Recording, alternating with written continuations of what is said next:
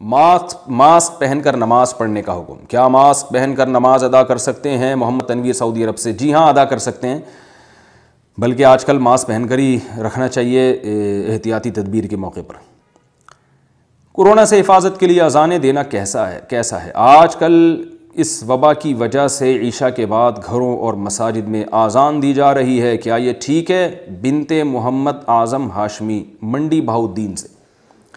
جی ہاں، آج کل لوگوں میں ایک رواج چل پڑا ہے کہ 10 بجے پورے ملک میں اذانیں شروع ہو جاتی ہیں اور گھروں میں چھتوں پر بھی. اس بارے میں ہمارے بعض اردو فتاویٰ میں لکھا ہوا ہے کہ مصیبت کے موقع پر اذان دینا مستحب عمل ہے، اور بعض نے لکھا کہ مباح عمل ہے، لیکن کوئی دلیل نہیں ہے ہمارے پاس اس کے. کوئی صحابی سے نہ کوئی کسی صحابی سے منقول ہے، نہ کسی حدیث میں. کوئی ایک دو روایتیں جو پیش کی جاتی ہیں بالکل موضوع من گھڑت حدیثیں ہیں وہ. تو اس لیے اس کو اگر کوئی سنت سمجھتا ہے تو بہرحال پھر یہ بدعت ہے. سنت تو بالکل بھی نہیں ہے یہ عمل. بعض حضرات یہ دلیل دیتے ہیں، جو ہمارے بعض اکابر نے بھی اس کو بعض نے مباح لکھا ہے، اور اس کی دلیل یہ دی ہے کہ یہ تو ہم اس کو سنت نہیں سمجھ رہے، بطور رقیہ کے کر رہے ہیں. رقیہ کہتے ہیں کہ دم کے طور پر نا، تو دم کے لیے تو ثبوت کی ضرورت نہیں ہوتی.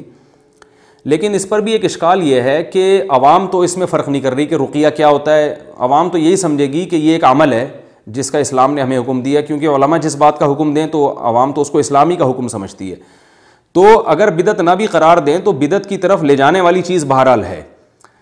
اور دوسری بات یہ کہ رقیہ کا یہ طریقہ کہ بآواز بلند پوری قوم اجتماعی سطح پہ کر رہی ہو، تو یہ رقیہ کم، اس میں عبادت کا عنصر اور ایک اجتماعی حیت کی وجہ سے اس میں جو ہے وہ سنت کا عنصر زیادہ جھلک رہا ہے، یعنی لوگ اس کو سنت ہی سمجھیں گے.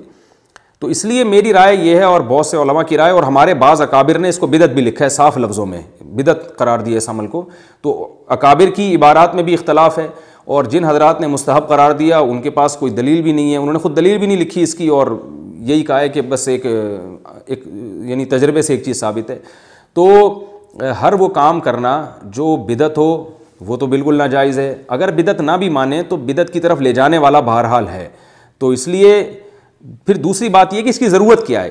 جو کرنے کے کام شریعت نے ہمیں اس موقع پہ بتائے ہیں، جو صحیح احادیث سے ثابت ہیں، وہ اتنے زیادہ ہیں کہ ہمیں ان چیزوں کی طرف جانے کی ضرورت ہی نہیں ہے. سب سے پہلے قرآن مجید میں اللہ نے فرمایا استغفروا ربکم انہ کان غفارا. استغفار کرو، گھر میں توبہ کرو، بیٹھ کے اللہ سے معافیاں مانگو، گناہوں سے استغفار کرو. تو یہ کام کرنے کا ہے. اور دوسری بات، احادیث میں جو دعائیں آتی ہیں، بسم اللہ الذی لا یضر مع اسمہ شیء فی الارض ولا فی السماء وهو السمیع العلیم، 7 دفعہ صبح یہ دعا پڑھیں، 7 دفعہ شام یہ دعا پڑھیں. یہ دعائیں پڑھیں جو حدیث میں بتائی گئی ہیں. اعوذ بکلمات اللہ التامہ من کل شیطان وہامہ ومن کل عین لامہ، یہ دعا بتائی گئی ہے. سورہ فاتحہ بتائی گئی ہے بطور رقیہ کے. اذان تو کہیں بھی نہیں بتایا نبی صلی اللہ علیہ وسلم نے. تو جو کام بتایا ہے اس کو فوکس نہیں کیا جا رہا، جو نہیں بتایا وہ پوری قوم چھتوں پہ چڑھ کے اذانیں دینا شروع کر دی ہیں. لوگ کنفیوز بھی ہو جاتے ہیں کہ پتہ نہیں نماز کا ٹائم ہو گیا کیا ہوا. تو اس لیے ہماری رائے یہ ہے کہ احتیاط کا تقاضا یہ ہے کہ یا تو یہ بدعت ہے، اور اگر جو اس کو سنت نہیں سمجھ رہے تو بدعت نہیں بھی ہے، تو ایسی چیز بہرحال ہے جو بدعت کو فروغ دینے کا ذریعہ بن سکتی ہے. تو اس لیے اس سے اجتناب ہی بہتر ہے، بلکہ میری نظر میں اجتناب کرنا واجب ہے اس عمل سے. اور البتہ ایک بات ضرور ہے کہ آپ اجتناب کریں اگر آپ ہمارے فتوے کو فالو کر رہے ہیں، لیکن اگر آپ ہمارے فتوے کو فالو نہیں کر رہے تو طنز و تشنیع نہ کریں. جس کے فتوے کو فالو کرنا ہے پھر آپ اس کے فتوے کو فالو کریں، لیکن علماء کو آپس میں لڑانے کی کوشش نہ کریں، بحث مباحثے کی کوشش نہ کریں.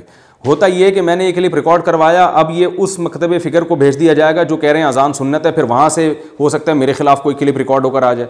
پھر جب میرے خلاف ایک کلپ ریکارڈ ہو کر آئے گا تو یا تو میں اس کے خلاف ریکارڈ کرواؤں گا، اور اگر میں صبر کر کے چپ کر کے بیٹھ گیا تو میرا کوئی فین ہوگا وہ کلپ ریکارڈ کروا دے گا.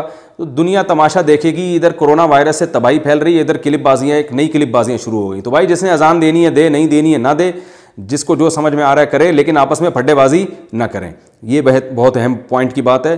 تو میری طرف سے کسی کو دفاع کرنے کی ضرورت ہے، اور گزارش یہ کہ میری مخالفت میں بھی نہ بولیں تاکہ کوئی دفاع کی نوبت ہی نہ آئے. تو جس کو جس عالم کی رائے پر اعتماد ہے اس کی رائے پر عمل کرے. ہماری رائے یہ ہے کہ یہ عمل ٹھیک نہیں ہے، اس سے اجتناب لازم ہے.